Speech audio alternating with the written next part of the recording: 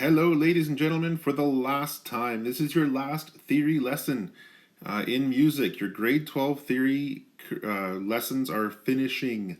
This is the last one. This might be a bit of a lengthier one because you're taking in all the knowledge you've learned over the last little while, certainly over the last few units, to put together, okay? You're going to be harmonizing a melody, and I'm going to take you through this step by step. All right, so you know exactly what the thought process is, and you know how to move forward. All right, officially there are 8 steps to use when harmonizing a melody in a piano style. When you're figuring out what will work harmonically, some of these steps you can certainly skip if you see quickly that they're not needed, but it is good to at least consider them as we go through. So, first off, step 1, we're going to identify the main key. The first few steps are really just prep, all right, knowing what musical environment we're working in. Identify the main key, write out the primary, secondary chords of that key. Step 2, we're going to write down the common chord progressions that you already know and love. We're going to then look for any accidentals that demand a modulation. We're now at step 3, we're going to look at the actual music, find any modulation points that are obvious. Right? We're going to find out what key they modulate to, write out the chords of that key, and see if 2-5-1 fits in that key. All right? So we're going to figure out all the possibilities. If there's no modulation required by an accidental, look for other possible modulations to the dominant key or to the relative major or minor. Look for other possible modulations that might happen, that could happen. Step 5, enter the chords at the cadence points at the ends of the phrase, in other words, as well as any modulation points that might be present. And from there, you're going to have an easy job. It's downhill, certainly. You can work backwards from those cadence points and see if any of the other common chord progressions work. Then go from the beginning, fill in any of the rest of the chords that fit the melody, and write out. And then by then, you've already got your harmonic skeleton done. You're just going to fill in the blanks and write out the harmony in your chosen style. We have a short exercise here that we're going to use, the worked example here, and I'm going to play it for you first so you have an idea of how it sounds. I'll just choose a moderate tempo.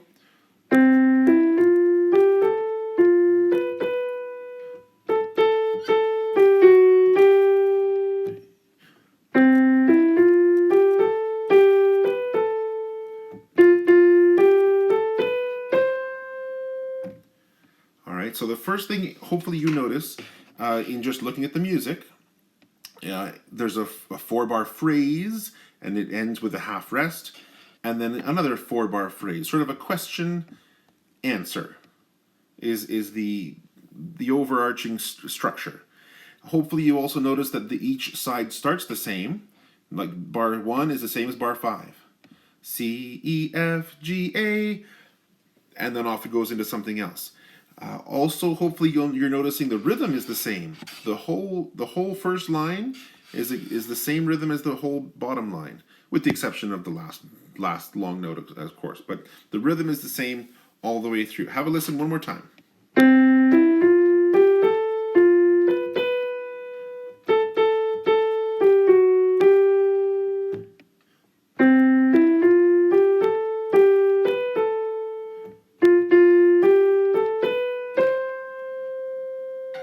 So there you go. We're going to have a look at step 1, identifying the key, writing out the primary, secondary chords. You'll notice we're obviously in C major to make it easy, at least to start. Okay, your primary chords are 1, 4, 5, and of course 5, 7. Right, so that your standard major triads that are part of this key signature: C, F, and G, and then of course G7 as well. Your secondary chords are D minor, E minor, A minor, B diminished, or your 2, 3, 6, and 7 chords. And then your secondary chords with 7th, D minor 7, E minor 7, A minor 7, and B diminished 7. Here, these are obviously options, and they can replace any of these secondary chords in the harmonic structure if you wish, if you want. By extension, I know it's not written on the page here, but you also have access to C major 7 if you like, F major 7 if you want to use it. All right, you can just add a B note on top of the C chord, add an E note on top of the F chord if you want to make use of it and if it's appropriate to do. So if you want to write this out on staff paper on your own, that's fine. So you have it with you as we move through this exercise, okay? Pause the video right now if you want to just write out these chords as a little cheat sheet, as a little template as we move forward. Okay, step 2, writing out common chord progressions. You know the phone number, you know the 1473651. The progressions are all here. Here's the full phone number: 1473651. C, F, B diminished, E minor, A minor, D minor, G7, C. Right here, they chose to put the 5 turned into a 5/7 because, as you know, making it a dominant 7th chord helps that C sound more tonic. And then a few variations and excerpts from that full phone number. All right, they're just writing it out, all the different formulas and the different harmonic structures. So again, if you want to write those out, or if you want to even do the lazy way and take a screenshot of it, that'll do the job as well, I guess, if you really want to. So that's all the preliminary work, the knowing your musical environment, knowing your harmonic progressions, knowing what chords you are likely to be using in this exercise as you are harmonizing this melody.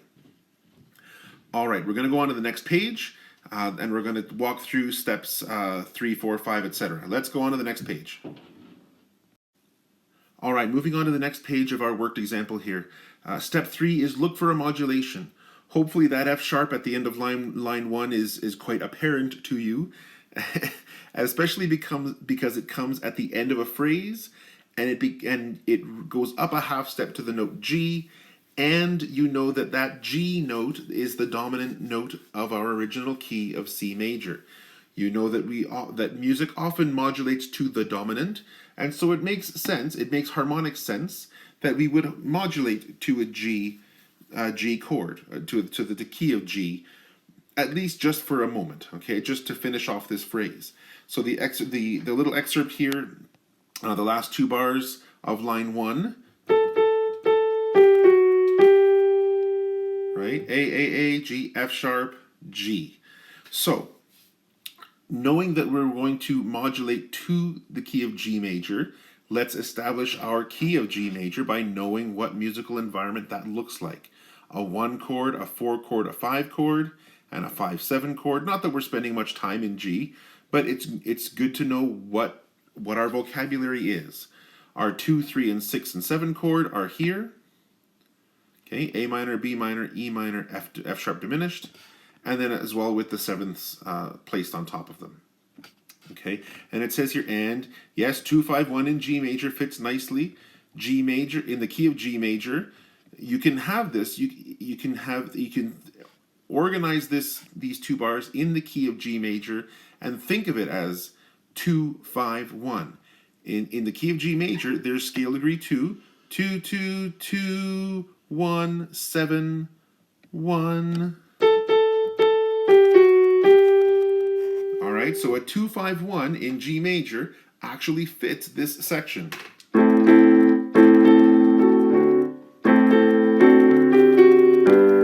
Da da da da da da.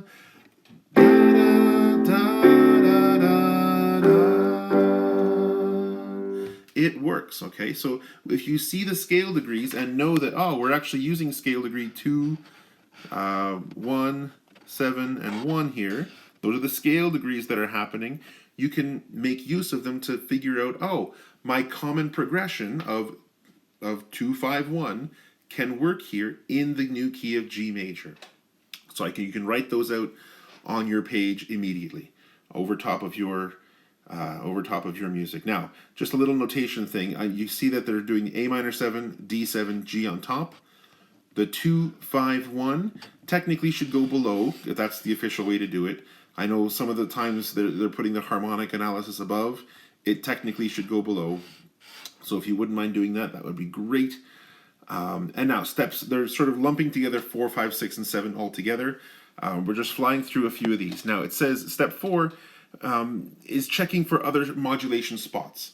right? There is no need for another modulation after the modulation to G, although you could include another modulation to A minor in measure 6 if you really want to. They're talking about measure 6 here, E minor to A minor. You could turn this into an E major chord just for a beat here while you move to A minor. If you want to just tonicize A minor, you can. Optional, right? It doesn't have to happen. It's up to you if you want to play with the harmony even that much more. We can put in the cadence point in the last two measures. So obviously you're going to have a cadence at the end because it's the end of the section, it's the end of the music. 2-5-1 in C major works well. Why does it work well? Well, because you have an F, you have scale degree 4 to 5 to 6, 7, 1. Okay, that scale degree 4 fits as part of a 2 chord. All right, so 2, da, da, da, da, to a 5 chord, da, da, da, da, da, da. It really just fits as well, the 2 to 5 to 1, D minor, G, C. All right, and of course they're adding in the sevenths as well, just to add more color. So you get da, da, da, da, da, da, and you get that much more richness. Again, the sevenths are optional, but you can add them in if you wish. Okay, so we see that the 2-5-1 in the original key works well for the last two bars, and that's great. So we really have pretty much half of our music harmonized already, in that we've done this end of line 1 in the key of G major. We've done the end of the melody, end of the whole piece, using 2-5-1 in C major. So now it's really just working backwards to find out what other harmonies will work. Okay, so working backwards from our 2-5-1 in G major for bars 3 and 4, we see that A minor is also chord 6 of our main key C major. So this is our pivot chord into our tonicizing of G, right? A minor is the 6th chord of C major, right? And if you look back at our common chord progressions, the 1, 4, 7, 3, 6, if you look at the melody here, we're starting on a C, going immediately to a 4, to the F chord, to the F note. C, E, F. So a 1 to a 4 works. Sorry. Right? And if you notice, the melody carries on with an F to B. Well, the only chord that uses F and B is a B diminished triad. Right? Right? And when you're hanging on to that B note across to the rest of the bar, you can change chords again. An E minor chord does actually work. And if you notice what's happening here, this is 1, 4, 7, 3. And if you include this, here's the 6th chord. It's the 1, 4, 7, 3, 6 that fits across bars 1 and 2, ending on that pivot chord, which then takes us into G major, into the modulated G major chord to finish that phrase. All right, there are always options and things you can find, little nuggets and bits and pieces like that. And that, of course, only leaves measures 5 and 6 to complete. 1, 4, 3, 6 works as well. Because it starts the same way, you can start it the same way. Repetition is good in music to a point. You want to have some familiarity. And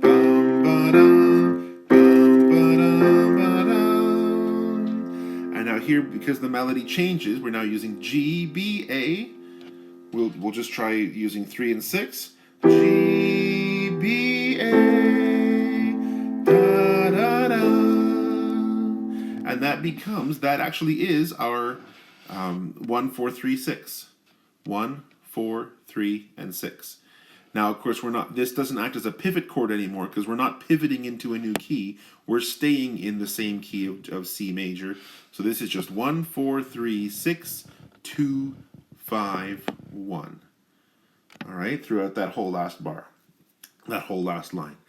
Okay, so completing the melody with chords, you can see it all here. We start the same way on both lines, right? C, F, C, F. We change harmonically in the middle here. A minor acts as our pivot chord to modulate to G just for a moment. Back to C, and we stay in C all the way to the end. And we've made use of some of these 2-5-1, 6-2-5-1, 1-4-7-3-6 patterns inside these harmonic progressions. Okay, let's go on to the next page, and we'll top this off. So with all the harmonies complete, when it's time to actually create a piano part, try and use the melody, the components of the melody in your harmonic and rhythmic structures in your piano accompaniment. They're explaining here that in this case we've looked at the rhythm of the melody and written a chordal pattern that fits. I'm not sure if you noticed it, but often in this melody we're playing on the downbeat and the 2 and 1 2 and 4 1 2 and dee da da do da da, right? So what they decided to do was play block chords in that rhythm. 1 and 2 and, playing on beat 1, the 2 and, beat 1, the 2 and, beat 1, the 2 and just carrying that on all the way through the music, just to keep that rhythmic drive going, to keep it consistent. Okay, but of course changing chords where appropriate. We're still maintaining that rhythmic progression while changing the harmonies. So C to F, C, F, B diminished, E minor, A minor 7, D7, always moving on the 2 and.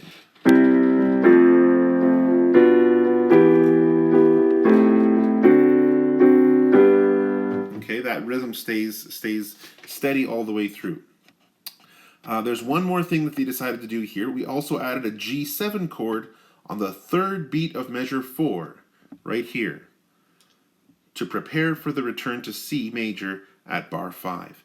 Remember, we're only modulating to G major really quickly here, and we're immediately back to C. So one way we can really help get back to C is to turn this G chord into a G7.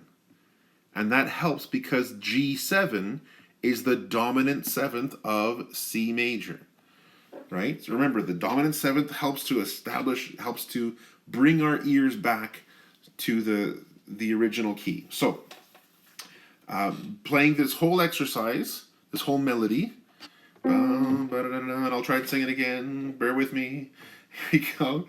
Right?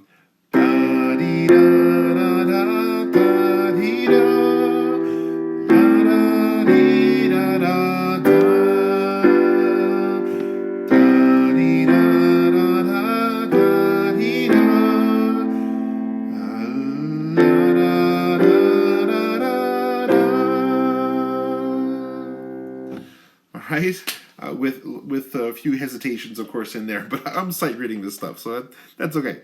It's been a while. Anyway, hopefully you can see how every aspect of analyzing this music, not only harmonically, but of course at the end, making the piano part fit rhythmically and musically with the melody, it all comes together to create a well done, hopefully pleasing accompaniment part, right? I didn't have to be block chords, for example. I could arpeggiate through some of these chords. I could do something like this.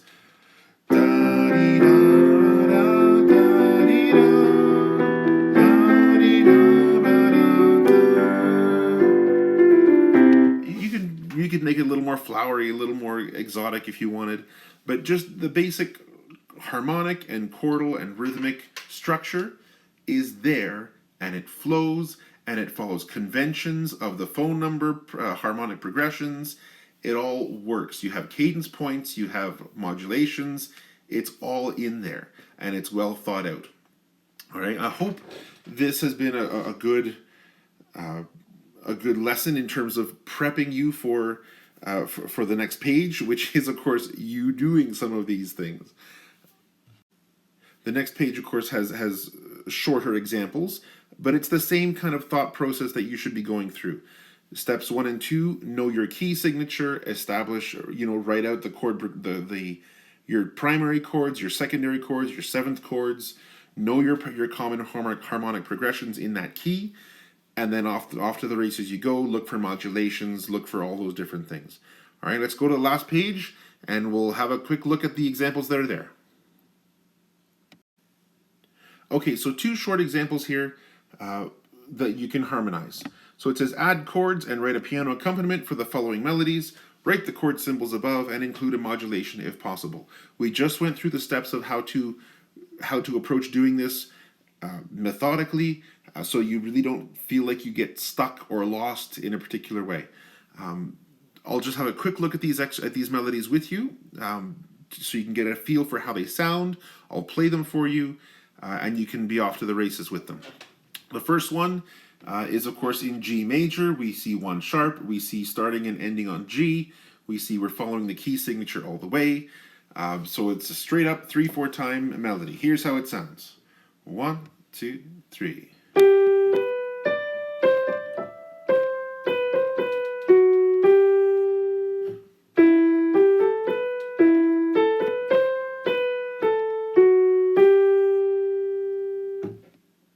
So we're ending the first phrase on a G, which is fine, ending it on the tonic. And then, of course, this first little bit looks like we're starting E minor. So there are some options there, some interesting harmonic possibilities you can explore there. The next example at the bottom, this is 2 lines. I see 1 flat, which tells me F major or D minor. I see the C sharp here, which gives it away for D minor. We're starting on D, ending on D, with C sharps in the melody. This is, of course, in D minor.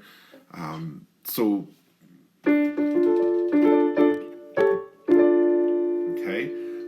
But I also see a G sharp here, so that there's modulation opportunities in here as well. Here's how the melody goes in 4/4 time. 1, 2, 3, 4.